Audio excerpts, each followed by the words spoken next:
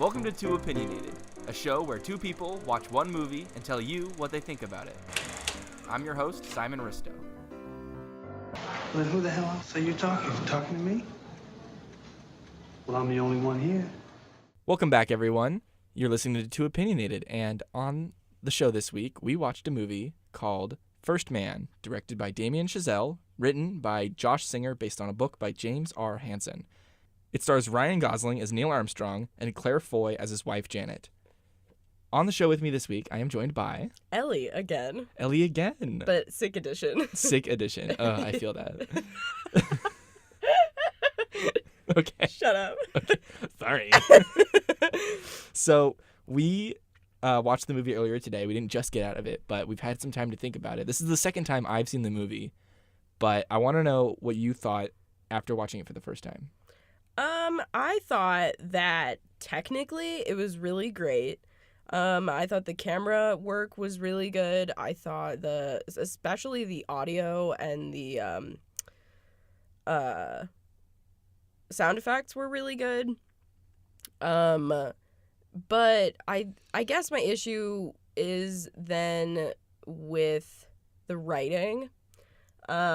Because I thought the acting itself was really good, but I just had an issue with the way that the characters were written. And I don't actually know that much personally about the actual story of Neil Armstrong or like who he was as a person or how he was or like what his relationship with his wife was or his coworkers. But I just thought for whatever reason, the way that he was written was kind of like the only thing in this world that he was ever concerned with was his daughter and then space, specifically the moon. And I thought that was a little odd because I was like, I mean, if that's who he really was, that's fine. But then it was kind of weird because I thought every other character was sort of singularly dimensional like that. Like the wife was kind of, I guess the wife was a little more fleshed out than that, but I've also seen a lot of movies where there is like a male character that's like doing all these great things and is super big and super intelligent or whatever, but he's like flawed in some way. And then he has a wife or there's like a female character next to him that they have some sort of close relationship that's always secondary, but it's still like the male character could never be as good as they are without the wife. Which kind of sucks because then it's like, well, why can't he just be the way that he, like, why does he have to be so supported by a female character? And then the female character never really gets anything. Right. How come the wife can't be... Right. Like her, like more than just a tool. More than just a wife. More than just a supportive wife. She's also a person. And most of these movies that I've seen are based on like real stories, so it's really weird to see like a one-dimensional female character that's just like you know, trying to be supportive for her husband, and then the husband goes on to do great things, and then the husband's like, behind every great man is a great woman, but it's like the wife is not really a character, she's just a tool, which sucks. Yeah, that's interesting. I didn't really think about much of that while after my two viewings, but that totally all makes sense. Yeah. And it does. The characters really don't feel very dimensional aside from, you know, their one goal or like their one thing that they're there to do, which obviously isn't real for real people, which makes it even worse that this is based on real people. Mm-hmm. And you wonder if that's because they're trying to tell exactly one side of this story that has probably multiple sides. Right. But maybe the movie suffers because of that. I also do wonder now that I say that these people, because there are a lot of professions or a lot of things that people can do that it does require quite literally all of their willpower and their mind and their body. And I'm assuming that being an astronaut, especially in that situation, is like would require almost all of who you are as a person, mentally, emotionally, and physically. And so... But they're also in these situations where it's like they already have wives, they already have kids, and then they've been put into the situation that they chose to be in where it's literally consuming all of their life and everything else suffers because of it. Especially in the sense, like, if these people die, they are supporting families, and then, oh, you know, my husband just went off and died, and after trying to go to fucking space, go to the moon. We're kind of dancing into spoiler territory. Yeah. Well, this is a true story. So... Right, it's a true story, but I heard somebody once say that just because the movie's based on a true story doesn't mean you should be assumed to already know how the story plays out. That's true. The first time I saw this movie, I saw it with somebody who was alive during this experience, and they didn't even know all the details.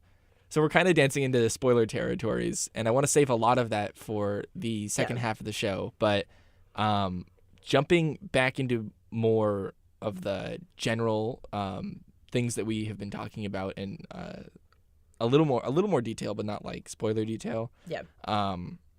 I want to mention the cinematography. I think is like one of the most out front, in your face sort of stylistic choices of this movie. Yeah. And because the predominantly major part of the movie was extreme tight shots and handheld camera. And after seeing it for the first time, I was like a little nauseous because of that. And, you know, obviously it's a stylistic choice made by the director, so it has purpose. But beyond that, it also has a thematic purpose in putting you sort of in the mind of Neil Armstrong, not only physically how he's experiencing all this pressure and all this, the physical toll it takes to, you know, go into space and everything. But even when he's not in those situations, the camera is still tight and shaky. And I think that helps represent the sort of outside pressure from the entire world watching you, from the turmoil that he goes throughout this movie. And jumping into that, I also want to talk about how this story, since it's based on a true story and since pretty much everybody knows the ending, really the only way you can tell a story like that is to tell all the failures leading up to it, which is what this movie does. Yeah. It's pretty much from the beginning, failure after failure after failure. There's like small victories, but a lot of the major things that happen are like what went wrong during this process. And this movie takes place in the 60s. It's always 2 steps forward, 1 step backwards. Right. And I think telling the story that way helps give you, you know, satisfaction by the end when you reach the ending that you already know you're going to get to. And it makes it that much more emotional. Yeah. Well, and even... Well, okay, are we into can I say what happens at the end too then, or are we not there yet? No, I don't think we're there yet. Okay. I know that what you're going to say sort of happens. I just wanted to talk about it visually, how it looked visually at the end. Okay. Just because it was really stunning, and it was really like, I don't know, I'm assuming they used some sort of references, I'm sure. I also don't know if there's something like, I don't know if there's like a rover or something on the moon currently. I doubt it. I'm sure there's leftovers. Nothing that works. I'm sure there's probably not, but I'm sure there's plenty of pictures of the way that the setting looks. And I thought it looked really like, I was like, obviously I've never been to the moon, but this looks as real as the moon can look, I'm sure, you know, to be on it. So I thought that was really cool. Yeah. And talking about how stunning it looked, I think tying back into the tight shots the whole time, as soon as they land on the moon, we get a lot of wide shots and a lot of landscape and like larger perspective shots. And I think that's on purpose. And I think that lends to, you know, the relief of making a successful mission, because now we finally get to pull out from all these close-ups that we've seen and see something that sort of, you know, puts a breath of fresh air in your lungs. Well, and I think it's also interesting because Neil, and of course I don't know if he said this in real life or if this was just what they wrote in the movie, but at one point he talks about how one of the reasons why he wants to go to the moon is because it lends perspective, and it also lends a very specific type of perspective, because it's like you're literally seeing the Earth at a completely different vantage point from the way that you're living every day. And so I think that also makes it interesting that every shot is then wide, because then it's like you are getting the wider perspective. You are getting a wider view of life. Yeah.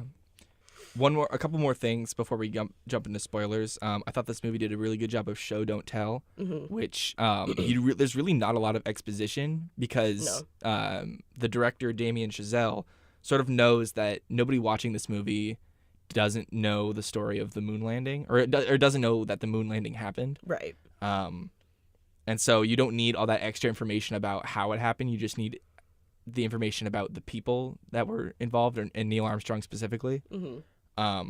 So there's just a lot of scenes where there's, minimal dialogue, but there's emotional things happening, and that's what helps push the story forward. And then I also wanted to talk about the music, which I thought was really cool. The composer for this movie, Justin Hurwitz, is the same composer that did Damien's previous two films, La La Land and Whiplash. Oh, and really? So, yeah, he's worked with this guy, so they know each other and each other's work pretty well. I thought the music was used very specifically and very intentionally. It's not used very frequently. It's not just sort of an undertone through the entire thing. And especially coming from La La Land and Whiplash, which are two very obviously musical movies, it's interesting to go to then this movie, which is like real life, but then it's also like it picks it very specifically, and I think it picks it at good points. Yes. Something specific about the music that I learned after watching it for the first time is that there's a song that he plays for his wife on a record at some point in the movie. That song is also used in the cassette tape that they play when they're in space at the Apollo 11 mission. It is the same. And then it's also throughout the movie sort of slowed down and shifted for scenes like when they're in space, like that docking scene that they had. It played during that, and it played at a couple other points during the movie. But I thought that sort of connection beyond in-universe music really helped lend to making the audio very thematically important. Yeah, and it lends, I think, then to Neil's character, too, because this is about him, not so much like NASA in general. So that does kind of ground it in a way, ironically, and connect him and what the things that he wants, but the things that he also still values, even though sometimes he doesn't act like it. Right. Yeah. This movie is very much about Neil Armstrong and not necessarily about the mission to the moon. No. Which I think was sort of lost on some people because there was like controversy around this movie. Did you hear about it? Yeah. Well, you told me a second ago. I did tell you a second ago. Basically, there was a lot of people who were upset with the director and were boycotting the movie because there isn't a specific scene of them planting the flag into the moon, which I went back and watched the actual recording of that actually happening, and there's no planting. It's just them fiddling around with it until they get it up. Right. So it's not like epic or anything. No. But it also, the argument was that there's not a lot of patriotism in this movie, but I would argue the exact opposite. By making it about the people, how much more patriotic could you get? Well, but also the whole purpose of the moon landing was to beat the Soviets during the Cold War. So if you don't understand that, then I don't know what you think you're talking about, because maybe you should take a history lesson. Yeah. Like, it is patriotic just by telling the story, but also I think that probably some of the best patriotic things that are truly like, we are doing this to propel America, to propel society, to propel humans. One small step for man, one giant leap for humankind, or whatever, mankind. It's not like, we're doing this for America. We're doing, like, pillage these villages and land on the damn moon. Like, it's not about that. It's not about, this is an American Sniper, like, with some fake babies. Like, this isn't in your face. They have real babies in this movie. Yeah, they have real babies and real patriotism. Okay. Any sort of final general thoughts before we jump into spoilers? The Foley artist should get all the Oscars, because holy crap, it was so... If you don't know what Foley is, it's basically the recording of the sounds and the sound editing, the sound mixing. The sound effects specifically. Sound effects, yeah. So if you hear somebody walking, that isn't recorded in the moment. That is recorded after the fact and then put it in later.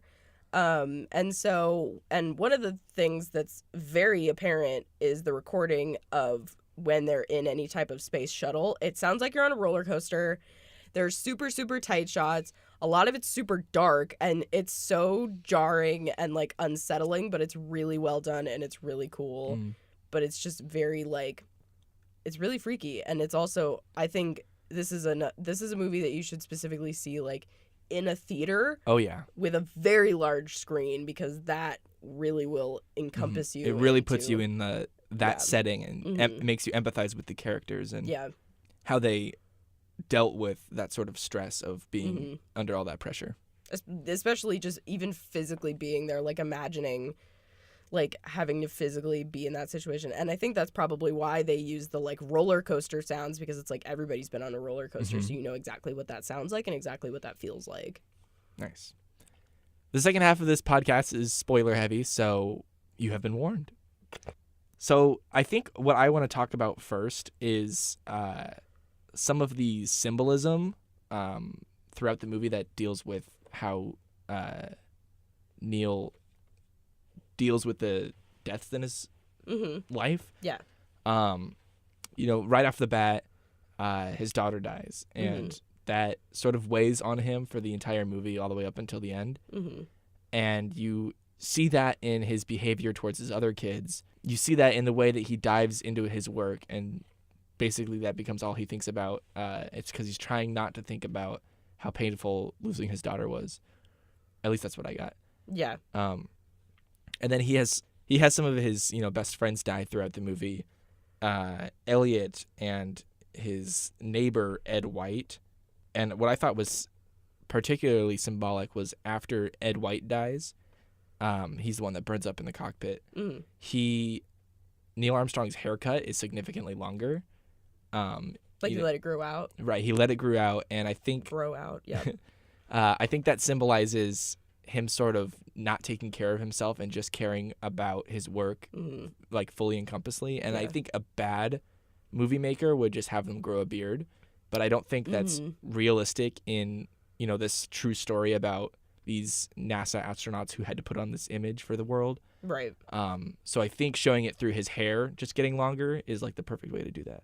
Well, and you see that with mostly female characters too, when either they grow their hair out or do something drastically different to it, specifically like cutting it. That is a very like female thing that you normally see. So all that was good. And one other thing that I really liked throughout this movie, I know you mentioned how you didn't think the writing for a lot of the characters was done very well. What I really, really enjoyed about this movie was Claire Foy's performance. I did like her. She played Janet Armstrong, Neil's wife. And I think every scene that she was in, she stole the scene. Yeah. Because her entire situation is sort of, it's about what she goes through is she loses a daughter. Yeah. Then she watches her friends around her lose their husbands, just as she notices her husband is basically, killing himself almost to just... And he's being put through the exact same thing, so at any time he could be one of the same people. Right, even like through like a test run, because that's what happened to Ed White. At any moment during this whole movie, she could lose her husband. And you can see that through how she jitters and how she smokes and how she talks to her kids. And I really loved the scene where Ed White's wife, Pat, played by Olivia Hamilton, is standing at her trunk of her car. Yeah. Because she's basically, lost all sort of sense of sensibility. Yeah. Because she doesn't know what to do with herself after her husband's died. And Janet has to be the one to help her. And she just is terrified that that's going to happen to her. And she never has to say it because the way she performs says it all for her. Yeah, so I thought she was awesome. I also thought the test at the very beginning was really interesting, that they kind of just barely mention in another scene when they're doing the, like, I don't know what you would call it, like the spinny, they're sitting in the chair and then they have them spin and sort of try to control it as if the shuttle is losing control or something. Right. And are trying to control it, and then they're trying to see like how long they can last before they pass out. because if that ever happens, you can't pass out because you need to be able to get whatever aircraft you're flying under control.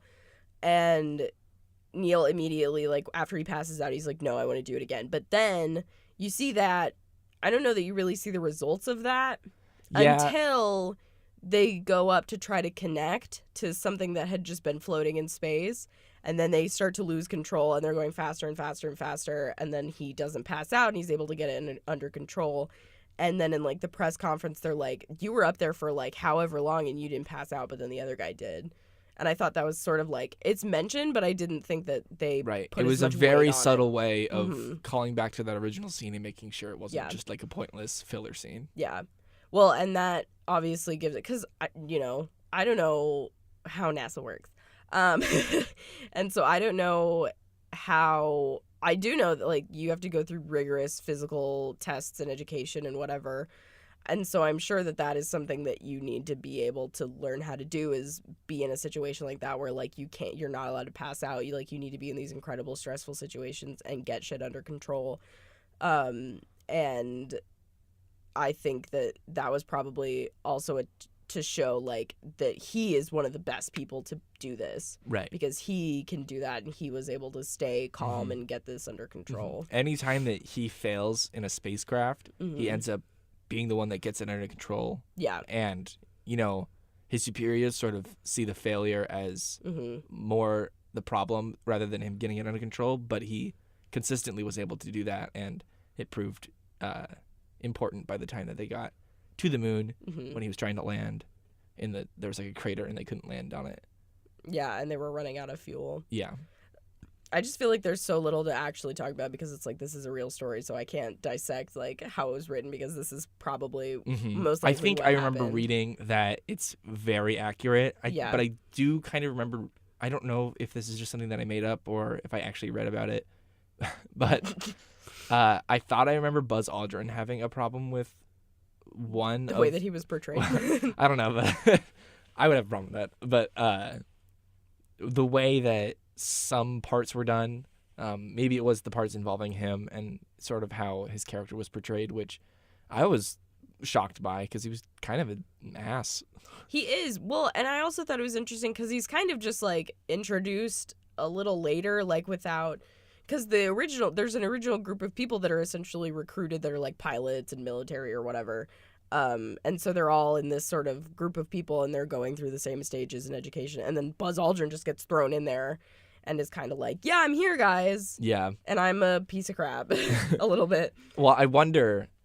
He must be, like, right. he must have been an astronaut a lot longer than the rest of them then, I wonder. Because he wasn't in the same class as they were. Right. So I think that the classes of people we saw were, like, the people that Neil hung out with were all going for that goal of, like, commander, and then there must have been other classes for whatever Buzz Aldrin was there to do, and another class for whatever that pilot was there to do. And then they all got moved around anyway. Right, yeah. That would make sense. Yeah. But yeah, he was kind of annoying. But I was also like, their comparison is pretty interesting too, because it's like Neil is very stoic and very focused, and he knows, like, exactly what he's gonna do. He knows exactly what they need to do. He not knows very exactly, charismatic. Yeah, and he knows exactly why they want to be there. And Buzz is just kind of like, meh, you know, all the time. Yeah, he can talk to the crowds. Right, but then it's also like, but Neil's the one that ends up being the first one on the moon. Yeah, even though everybody else is like, we were all on the moon, guys. It wasn't just one person. It was America. Got there as a nation. Yeah. As a community. It wasn't Russia, and that's all I care about. Okay. Well, that's sort of all I had to talk about. I thought it was very, very good movie. I don't think it's as good as Damien Chazelle's other movies. I think Whiplash and La La Land are better movies, but I still think this is up there as, you know, one of the best movies of the year. Hard to work with a true story that you can't necessarily do that much with, especially something so technical as going into space. Yeah. Well, yeah. If I had to give it a rating out of 10, I would give it probably an 8 out of 10. Very good. 8 sort of falls, you know, higher than, you know, The last movie we saw. Yeah. No, I would say like a 7 out of 10 is like what most people would consider like very, very good. Like most like Best Picture nominees, Yeah. I end up giving a 7 out of 10. Just like coincidentally, it's like not like a rule or anything, but just sort of how The Academy answers to me.